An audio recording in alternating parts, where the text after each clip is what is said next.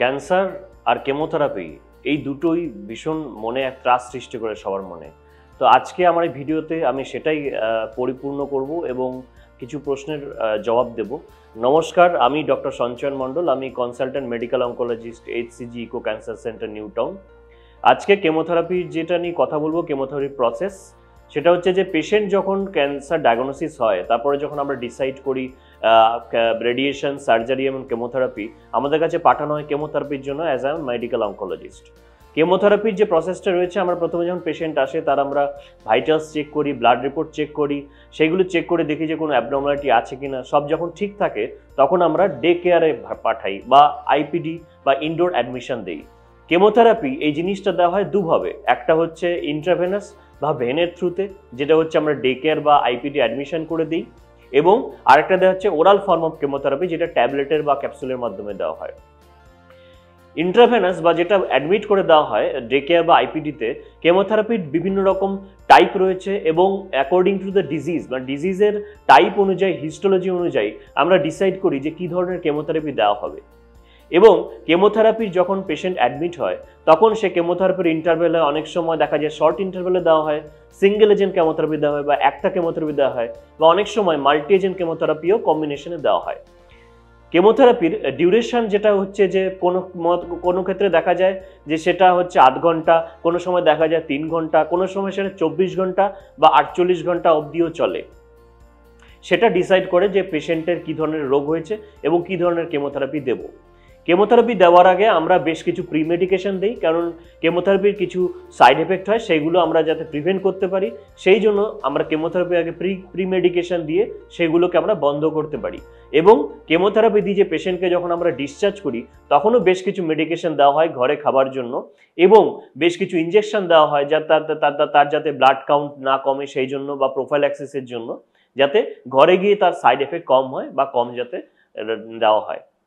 Chemotherapy আমরা 3 ধরনের ক্ষেত্রে ইউজ করি। একটা হচ্ছে two cure cancer, to control cancer and palliative cancer. Cure মানে যখন পেশেন্টকে আমরা রোগটাকে সম্পূর্ণ বিলুপ্ত বা নিরাময় করে দিচ্ছি তখন। আর কন্ট্রোল মানে যখন বিলুপ্ত করতে পারছি না কিন্তু পেশেন্টকে টিউমারটাকে এক জায়গায় আটকে রাখতে পারছি তখন। আরেকটা হচ্ছে একদম last stage disease, stage 4 disease বলছে বা অ্যাডভান্স স্টেজ অফ ডিজিজ, যেখানে আমরা জাস্ট প্যালিয়েটিভ ইন্টেন্টে আমরা কেমোথেরাপি দিচ্ছি। এই 3 ধরনের ক্ষেত্রে আমরা বিশেষত কেমোথেরাপি যেটা ইউজ করে থাকি।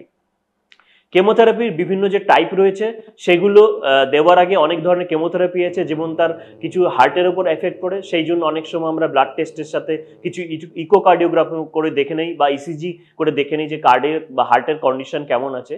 সেই অনুযায়ী আমরা ডিসাইড করি কেমোথেরাপির কতটা ডোজ দেওয়া হবে। এবং এই ডোজের ক্ষেত্রেও আমরা পেশেন্টের বেজাল সারফেস এরিয়া বা বিএসএ যে আছে ডোজিং ক্যালকুলেশন, সেইটা করে আমরা বার করি যে একটা পেশেন্টের হাইট অ্যান্ড ওয়েট অনুযায়ী কী ধরনের ডোজ ক্যালকুলেট হবে, এবং পেশেন্টের জেনারেল কন্ডিশনদের ডিসাইড করি আমরা যে ফুল ডোজে দেওয়া যাবে নাকি 70% ডোজে প্রথমে স্টার্ট করতে হবে। সেটা পেশেন্ট টু পেশেন্ট ভ্যারি করে। এইভাবে আমরা কেমোথেরাপি প্রসেসটা দিই।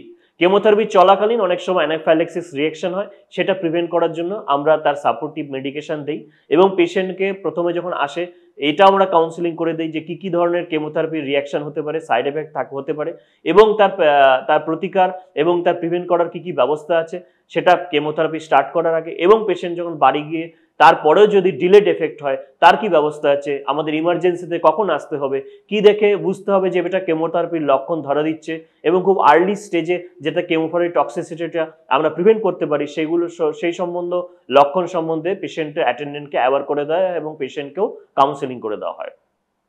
কেমোথেরাপি আমাদের একটা important backbone of medical oncology বা অঙ্কোলজির একটা পার্ট।